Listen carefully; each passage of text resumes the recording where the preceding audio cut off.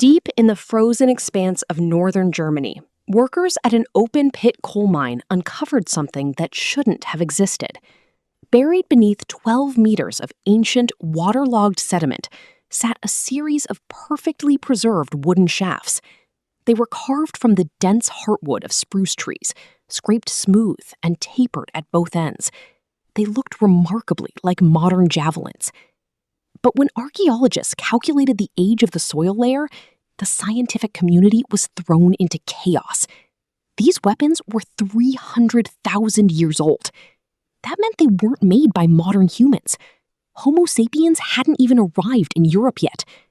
They were crafted by Homo heidelbergensis, an ancient human ancestor long dismissed as a primitive, brutish scavenger. For decades, the mainstream narrative of human evolution was settled.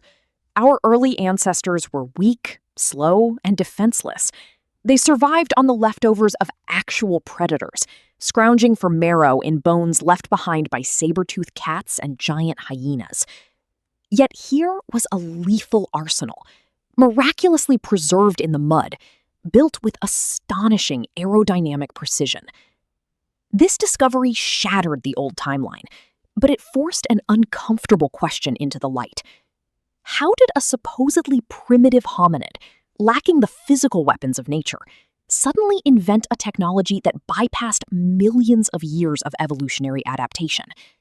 The answer seemed obvious. They built spears to hunt. But it wasn't that simple.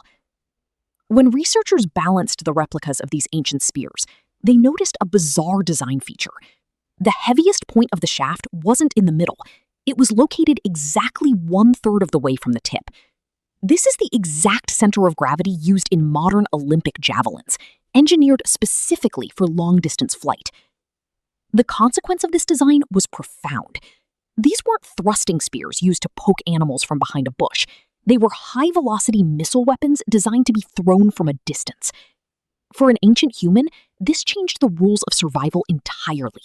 It meant they could inflict lethal damage without getting close enough to be trampled or mauled.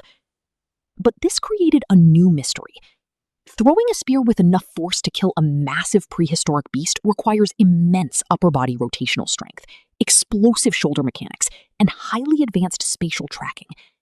If you look at our closest living relatives, chimpanzees, they can throw objects, but with terrible accuracy and little force. Their anatomy prevents it. So how did an ancient ancestor acquire the biological machinery to launch a deadly missile? Scientists began re-examining the fossil record, looking for changes in human anatomy that lined up with the appearance of these weapons. And that's where things get strange. The evidence didn't fit the timeline of weapon manufacturing. The shoulder joints of our ancestors had actually begun shifting downward and backward hundreds of thousands of years before the German spears were ever carved. Our bodies had adapted for throwing long before we ever invented the spear. The survival impact of this anatomical shift was staggering. Early humans weren't just throwing engineered wood. They had been throwing rocks, clubs, and stones for millennia. This constant physical behavior shaped our skeleton, transforming the human shoulder into a biological slingshot. We didn't just invent weapons. Our bodies evolved to become weapons. But there was a problem. A specialized shoulder and a wooden stick do not make you an apex predator. If an ancient human threw a spear at a half-ton prehistoric horse, the impact might wound the animal, but it rarely killed it instantly. A wounded, panicked beast will run. And in the Pleistocene wilderness, a running animal meant lost calories and a wasted weapon. If early humans were throwing spears from a distance, they had to chase down their prey. But humans are among the slowest runners in the animal kingdom. Any four-legged prey could easily outrun a hominid over a short distance. The obvious explanation was that hunting was a failure. But the animal bones found alongside the spears told a completely different story. Archaeologists found the remains of dozens of butchered horses, elephants, and rhinos. The bones bore distinct, deep impact marks from high-velocity spear tips. The ancient humans were winning. But how? To solve this puzzle, scientists looked away from the bones and toward the human skin. Unlike any other primate on Earth, humans are covered in millions of eccrine sweat glands and possess almost no body fur.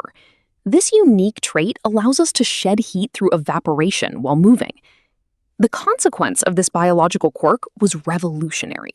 While a furry prey animal traps heat and must stop to pant to cool down, a sweating human can keep moving indefinitely. When combined with the spear, this changed human hunting from a game of speed into a game of pure endurance. Ancient humans would throw a spear, wound the prey, and then simply walk it down. They would follow the tracks for hours under the blazing sun. Every time the animal tried to rest and cool its body, the humans would reappear on the horizon, forcing it to run again. Eventually, the animal's internal organs would overheat, causing it to collapse from heat stroke. The spear wasn't just a weapon for a quick kill. It was a tool designed to initiate a long-distance death march. But then scientists discovered something unexpected that threw this entire endurance theory into question. The German spears weren't found in a hot, open savanna where sweat would provide a massive advantage. They were found in a cold, forested European environment. In a freezing climate, chasing an animal until it overheats makes far less sense, and sweating heavily can lead to hypothermia. The strategy that made us apex predators in Africa shouldn't have worked in Europe. Yet the butchered bones proved they were killing giant animals with terrifying efficiency. The answer lay not in how the weapon was used by an individual, but how it was used by the group.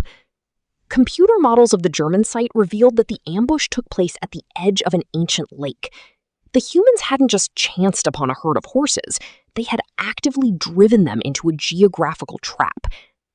This required something much more powerful than physical strength or endurance. It required complex, predictive communication.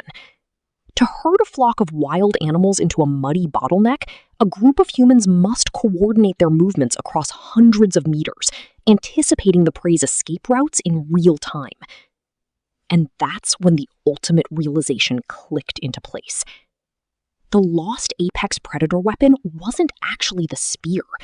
The spear was just a physical extension of a much more dangerous biological adaptation: the human mind's ability to cooperate and project lethal force across a distance.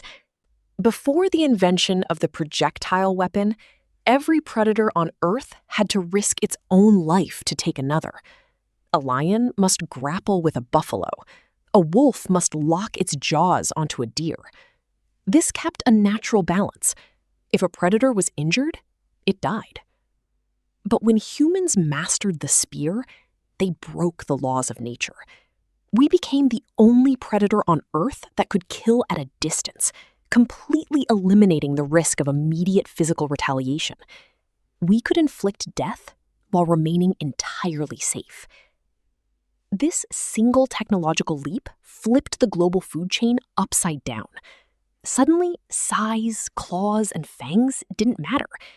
The giant beasts that had dominated the planet for millions of years were suddenly defenseless against a creature that could throw death from 30 yards away. When we look at those 300,000-year-old wooden shafts, we aren't just looking at the birth of hunting.